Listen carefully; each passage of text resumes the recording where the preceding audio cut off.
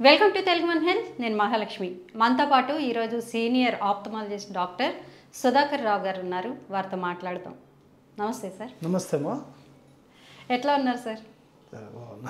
Very happy. At the outset I convey my sincere thanks for Telugu one to come to this place and taking interview. రీసెంట్గా 1 crore subscribers కూడా reach అయ్యాం sir మేము.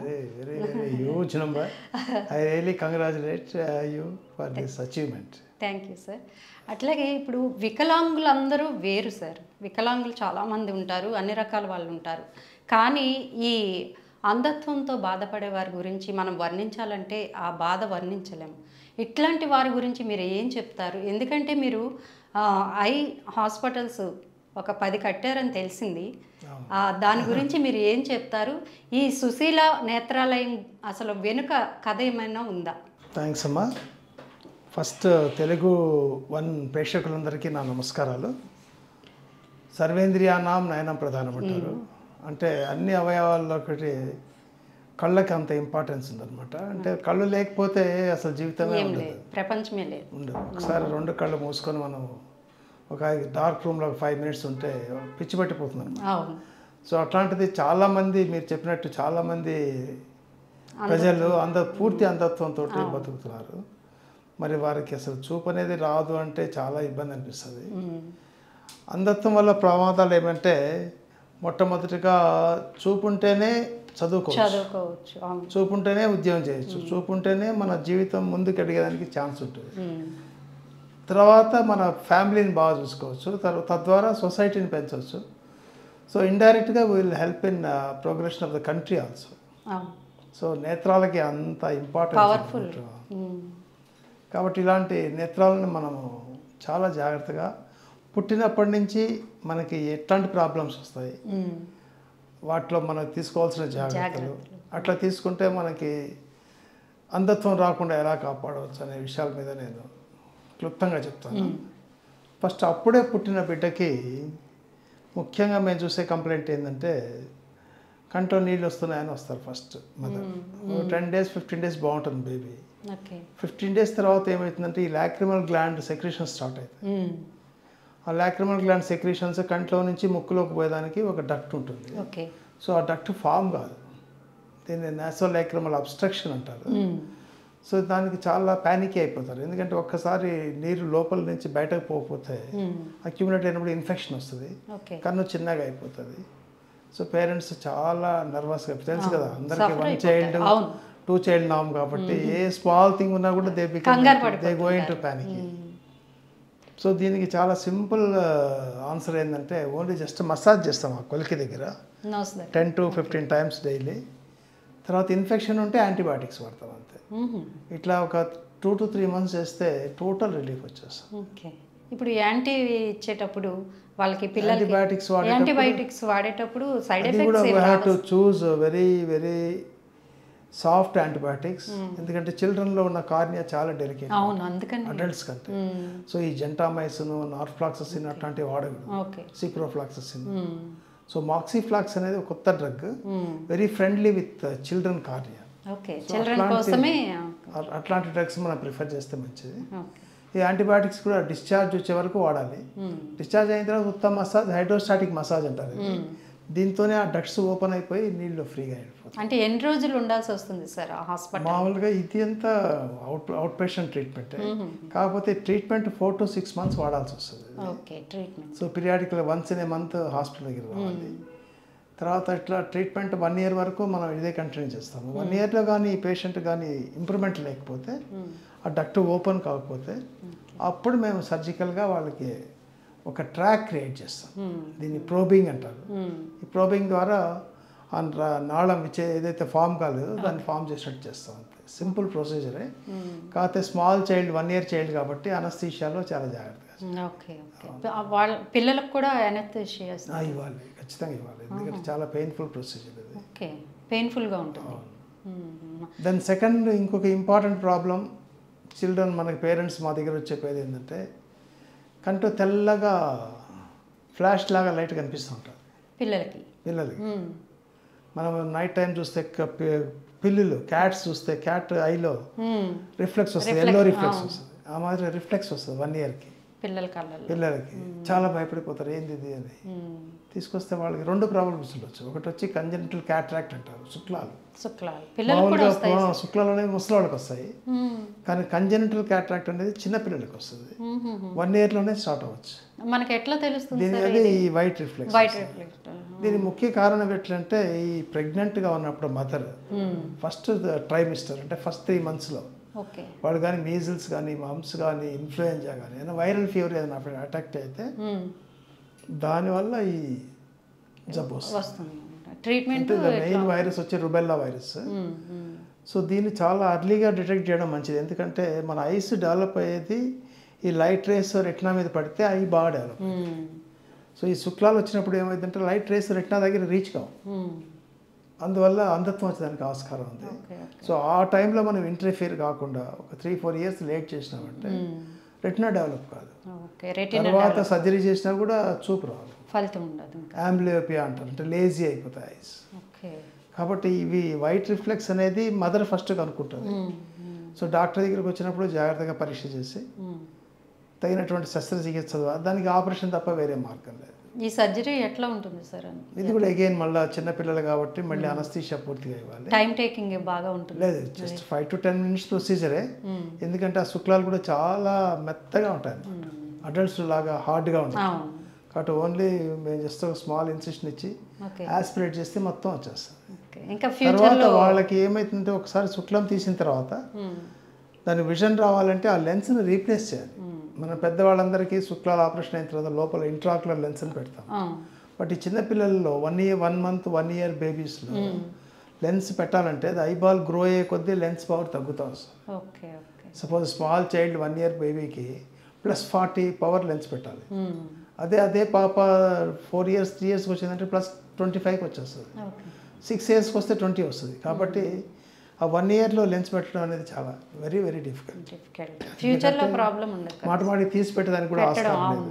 కాబట్టి మేము ఏం చేస్తామంటే 1 yearలో సర్జరీ చేస్తే వాళ్ళు కాంటాక్ట్ లెన్స్ ఇస్తాం. వీళ్ళు టీచ్ వాళ్ళ మదర్కి నేర్పిస్తాం. ఆ చైల్డ్ 2 years old వచ్చినప్పుడు గ్రోత్ అంతా ఆల్మోస్ట్ నార్మల్కి వచ్చింది అన్నప్పుడు then we put again implant మళ్ళీ చేసి. సో ఈ మాదిరి జాగ్రత్త చేస్తే వస్తుందన్నమాట. ఈ స్టేజ్లో మనం ఇంటర్ఫియర్ కాకపోతే చైల్డ్ ఐస్ ఏమైందంటే ఇట్లా కొట్టుకుంటుంటాయి, దాన్ని నిస్టాగ్మస్ అంటారు.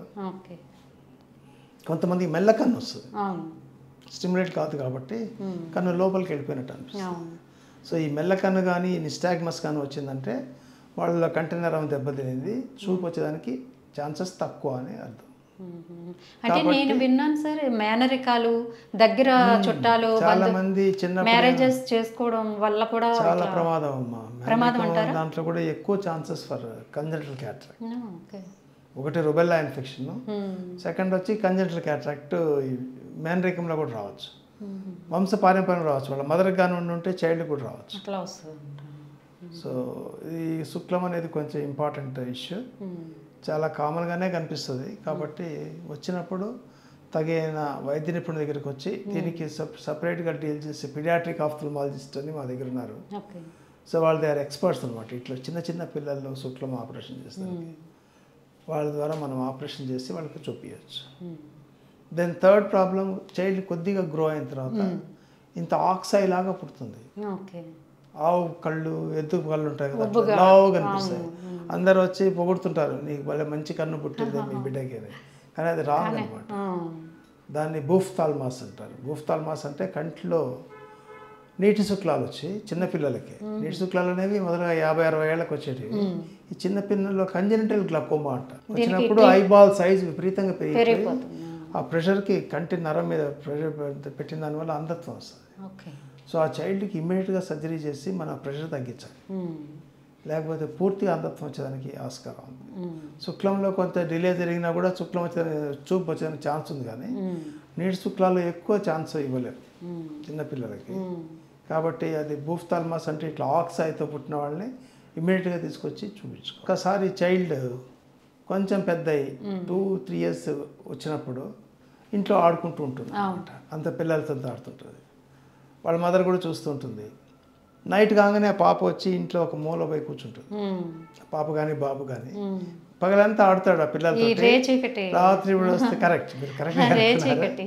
సో రాత్రి కాగానే ఏం కనిపించదు వాళ్ళు, అందువల్ల ఒక మూల పోయి కూర్చుంటారు.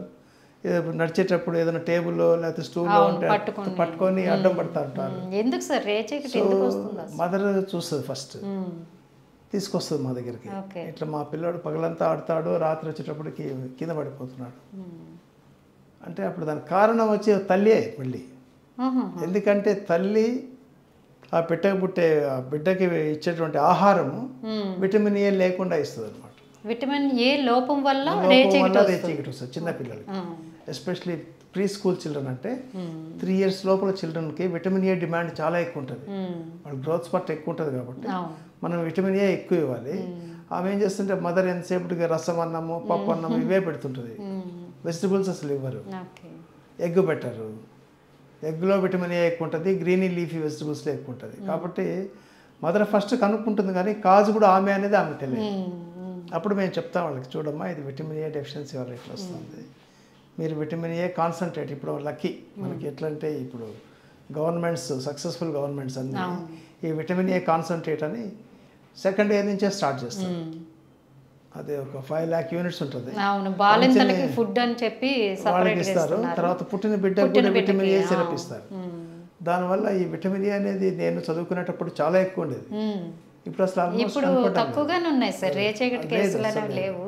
ఇంకోటి రెటినైటిస్ పిగ్మెంటోసా అని ఇంకొక జబ్బు ఉంది, ఆ జబ్బు అయితే ఎక్కువ ఉంటుంది, అది 15 సంవత్సరాలు దాటిన తర్వాత రేచీకటి. అది ఈ రేచీకటి వచ్చి విటమిన్ ఏ డెఫిషియన్సీ వల్ల, ఆ రేచీకటి ఏమో.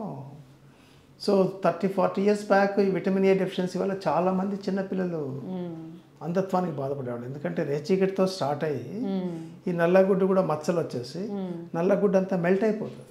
రేచీకటి వల్ల అంధత్వానికి గురయ్యే ఛాన్సెస్ కూడా ఉన్నాయి, పూర్తిగా చూపోయే వాళ్ళకి. ఎస్పెషల్లీ ఇప్పుడు మనము ఈ నైజీరియా, ఉగాండా, ఆఫ్రికన్ కంట్రీస్లో చాలా ఎక్కువ ఇప్పుడు కూడా సరైన ఫుడ్ న్యూట్రిషనల్ డెఫిషియన్సీస్ వల్ల అక్కడ ఫుడ్. సో ఈ విటమిన్ ఏ డెఫిషియన్సీ మన ఇండియాలో కూడా 40 years బ్యాక్ చాలా ఉండేది. ఈ విటమిన్ ఏ కాన్సన్ట్రేట్ స్టార్ట్ చేసిన తర్వాత చాలా వరకు మనకి దొరకడం లేదు అసలు. ఇప్పుడు ఏదైనా మా స్టూడెంట్స్కి చూపించాలంటే బిటాడ్ స్పాట్స్ అనేది చాలా కష్టపడి ఎప్పుడో ఒక కేసు వస్తుంది అట్లా. దెన్ 4th ప్రాబ్లం వచ్చి మా మదర్ మళ్ళీ నోటీస్ చేస్తుంది, మా పాపకి మెల్లకన్ను వచ్చింది. అందరు వచ్చి మెల్లకన్ను అంటే చాలా అదృష్టం, చాలా అదృష్టం వస్తుంది అంటారు, కానీ అది తప్పమ్మ. మెల్లకన్ను అంటే ఇది గుడ్డి కన్ను అని అర్థం. ఎప్పుడైతే కన్నులో చూపు తక్కువ అవుతుందో అది రెస్ట్ తీసుకోవాలని పక్కకి వెళ్ళిపోతుంది. సో మెల్లకన్ను అనేది అదృష్టం కాదు, యాక్చువల్గా దురదృష్టకరం. దాన్ని అర్లీగా కనుక్కొని 4 to 6 yearsలో కనుక్కొని ఈ మెల్లకన్ను దృష్టి లోపాల వల్ల వచ్చిందా లేదా ఇంకేదైనా వేరే ప్రాబ్లం వల్ల వచ్చిందా కనుక్కుంటే ట్రీట్మెంట్ కరెక్ట్గా ఇస్తే చూపు వచ్చేదానికి ఆస్కారం. 6 to 8 years దాటిన తర్వాత ఈ 2 కళ్ళతో బైనాక్యులర్ విజన్ అంటారు, అది 4 to 6 yearsలో డెవలప్ అవుతుంది. 6 years తర్వాత మెల్లను వదిలేస్తే అట్లే బైనాక్యులర్ విజన్ ఇంక లైఫ్లో రాదు. ఆపరేషన్ చేసినా కాస్మాటిక్ కరెక్షన్ అవుతుంది, కానీ 2 కళ్ళతోటి ఒక ఆబ్జెక్ట్ చూడలేదు. దానివల్ల ఏమవుతుందంటే ఈ డెప్త్ పర్సెప్షన్ రాదు, ఎస్పెషలీ కంప్యూటర్స్ ఇప్పుడు ఈ మధ్యకాలంలో ఇది ఎక్కువ చేసేటప్పుడు ఆ డెప్త్ పర్సెప్షన్ని వాళ్ళు పర్సీవ్ చేయలేదు. అంటే మీరు చిన్నతనం నుంచి చూసిన ఈ ఐ సర్జరీస్ కానీ ఇప్పటికి డెవలప్మెంట్ అయింది బాగా. 1 dayలో సర్జరీ చేసి పంపించేస్తున్నారు. అవును, అది అంటే ఇంటికి వెళ్ళాక ఎన్ని రోజులు జాగ్రత్తలు తీసుకోవాలి, ఏమైనా ప్రత్యేకంగా పథ్యాలు అంటూ చెప్తూ ఉంటాయంటారా సార్? ఎట్లా? ఇప్పుడు ఇది ఇంతకుముందు అయితే మనము సుశ్రుత స్టార్ట్ చేసినాం మన ఇండియాలో. First country cataract operation start చేసిన సుశ్రుత 5000 BCలో. ఫస్ట్ ఇండియన్ డాక్టర్ ఆయన ఏం చేసినాడంటే ఆ శుక్లం వచ్చింది చూసినాడు, చిన్న నీడిల్స్ హాట్ వాటర్లో లేకపోతే బాయిల్ చేసి వాటిని ఆ శుక్లానికి పొడుస్తాడు, పొడిసి లోపలికి పోసేస్తాడు.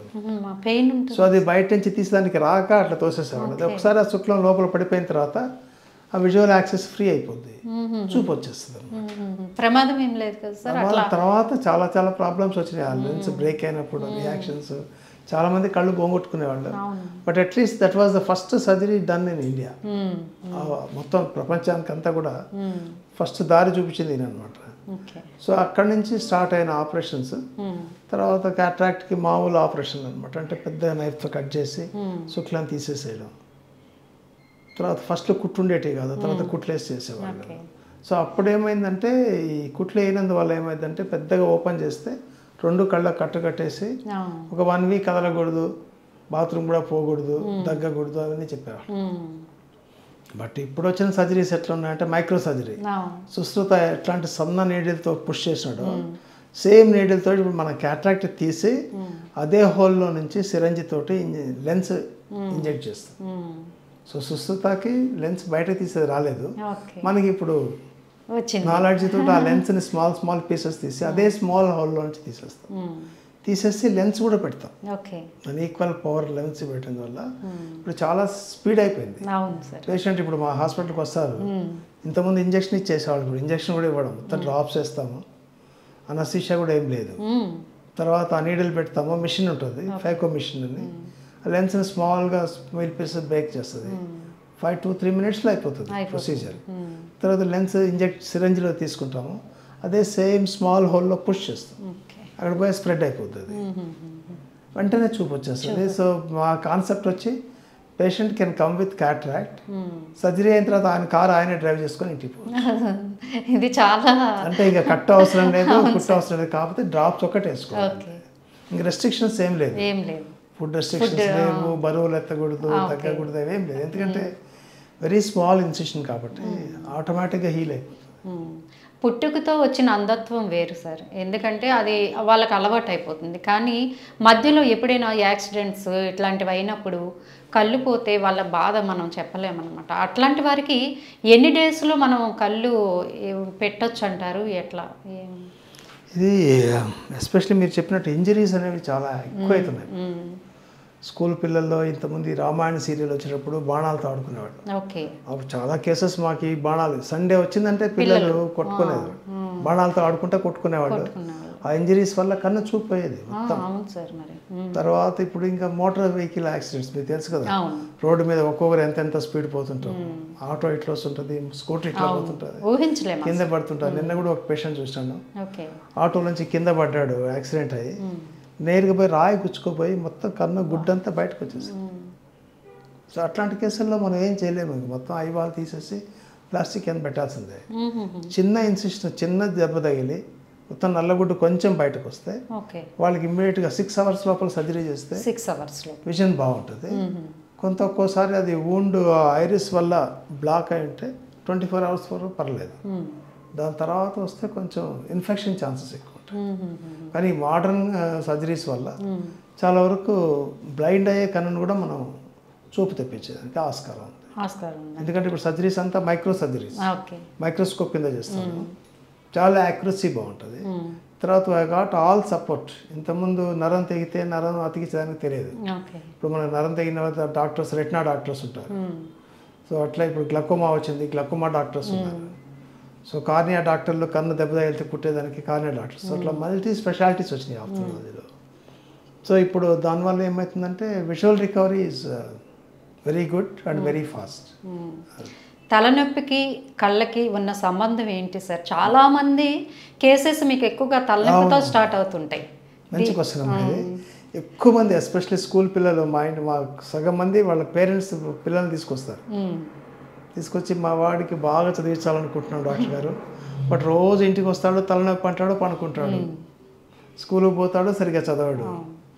అప్పుడు అట్లా చిల్డ్రన్ని అనలైజ్ చేసి చూస్తే వాళ్ళకి డిఫెక్టివ్ విజన్ ఉంటుంది, వాడికి బోర్డు మీద ఏం కనపడదు. సో అందువల్ల స్కూల్లో కాన్సన్ట్రేట్ చేయలేడు. ఈవినింగ్ అయితే హెడేక్ వచ్చేస్తుంది, బికాజ్ ఆ విజన్ తక్కువ ఉన్నందువల్ల. సో అట్లాంటి పిల్లల్ని మనం వాళ్ళ ఏ దృష్టిలోపం ఉంది, మయోపియానా, హైపర్మెట్రోపియానా, లేదా అస్టిగ్మాటిజమా కనుక్కొని వాళ్ళకి అద్దాలు ఇస్తే చూపులో చాలా మంచి చూపు వస్తుంది, చదువులో చాలా స్మార్ట్ అయిపోతారు, గేమ్స్లో షార్ప్ అవుతారు, హెడేక్ పోతుంది. సో చిన్నపిల్లల్లో హెడేక్ అన్నారంటే మొట్టమొదటి కాజ్ వచ్చి దృష్టిలోపాలు. తర్వాత ఈ యంగ్ గర్ల్స్లో ఎస్పెషల్లీ వాళ్ళకి పీరియడ్స్ వచ్చిందంటే ఆ మెన్స్ట్రుయేషన్ టైంలో చాలా సివియర్ హెడేక్ వస్తుంది, డిస్మెనోరియా అంటారు. తర్వాత వాళ్ళకి సైకలాజికల్ టెన్షన్స్ కూడా ఎక్కువ. అంటే బాయ్స్ చాలా స్ట్రాంగ్ అని చెప్పను కానీ, బట్ లేడీస్కి ఉన్న వాడే బర్డన్స్ వల్ల మోస్ట్లీ. ఒకవైపు వంట చేయాలి, ఇంకోవైపు ప్రొఫెషన్ చూసుకోవాలి, ఇంకో పిల్లలు చదివించాలి. సో దానివల్ల ఏమవుతుంది, టెన్షన్ హెడేక్స్ అంటారు, దాన్ని మైగ్రెయిన్ హెడేక్ అంటారు. ఇది వెరీ కామన్ ఎస్పెషల్లీ యంగ్ లేడీస్లో. మైగ్రేన్ వల్ల అంధత్వానికి గురయ్యే ఛాన్సెస్ ఉంటాయి. అంధత్వం అయితే పూర్తిగా రాకపోవచ్చు, కానీ చాలా సివియర్ హెడేక్ వస్తుంది. ఎంత వస్తుందంటే some girls they attempt suicides also. Suicide వరకు వెళ్ళే ఛాన్సెస్ అంత సివియర్గా వస్తుంది పెయిన్. సో వీటికి ఏం చేస్తామంటే మనం వాళ్ళకి యాంటీ మైగ్రేన్ టాబ్లెట్స్ ఉన్నాయి. వాళ్ళు కూడా ఫస్ట్ దృష్టి లోపాలు ఉంటే మనం కరెక్ట్ చేయాలి ఫస్ట్. తర్వాత యాంటీ మైగ్రేన్ టాబ్లెట్స్ ఇస్తే కోర్స్ ఒక 1 month 2 months కోర్స్ ఇస్తాము. ఆ తర్వాత వాడవసరం లేదు మెడిసిన్, అవసరం ఉండదు. ఫుడ్ ద్వారా ఏమైనా కరెక్ట్ చేసుకోవచ్చు అంటారా? ఫుడ్ అంటే ఆకలిగా ఉన్నప్పుడు ఈ మైగ్రేన్ ఎగ్జైట్ చేస్తుంది. కొన్ని పదార్థాలు తింటే మైగ్రేన్ రావచ్చు. సో అట్లాంటివి అవాయిడ్ చేయాలి. కొంతమందికి ఆ ఫిష్ తింటే వస్తుంది, కొంతమంది చికెన్ తింటే వస్తుంది. చెప్తారు వాళ్ళు, నేను చికెన్ తిన్న రోజంతా సివియర్ హెడేక్ వస్తుంది. కొన్ని ఫుడ్స్ పడకపోవడం వల్ల కూడా మైగ్రేన్ రావచ్చు.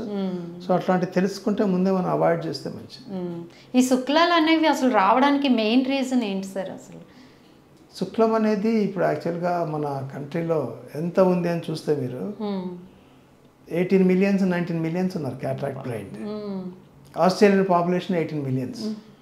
సో ఆస్ట్రేలియా ఎంతమంది మనుషులు ఉన్నారో అంతమంది క్యాట్రాక్ట్ పాపులేషన్ మన దగ్గర ఉంది.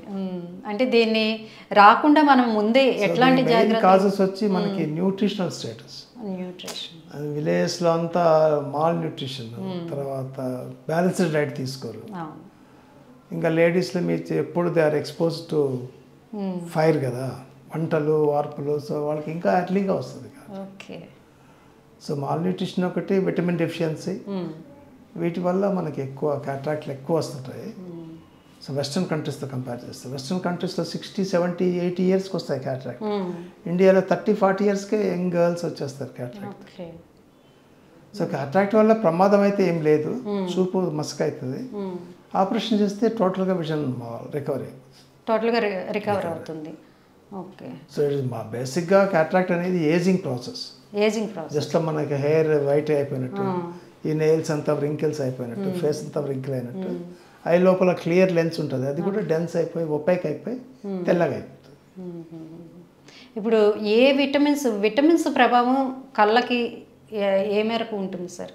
ముఖ్యంగా చిన్నపిల్లల్లో అయితే vitamin A, especially pre school children, అంటే 3 years లోపల పిల్లలకి విటమిన్ ఏ ఇవ్వాలి ఎక్కువ. 3 years దాటిన తర్వాత వాళ్ళ గ్రోత్ స్పర్ట్ ఎక్కువ ఉంటుంది కాబట్టి ఐబాల్ స్పీడ్గా పెరుగుతుంది. సో ఈ ఐ సైట్ ప్రాబ్లమ్స్ వస్తాయి, మయోపియా, హైపర్మెట్రిక్. అవి వాటిని తగ్గించాలి అంటే హై ప్రోటీన్ డైట్ తీసుకోవాలి. సో ప్రోటీన్ డైట్ అంటే ఎవ్రీడే ఒక ఎగ్ ఇస్తే చాలు. చాలా మంచిది.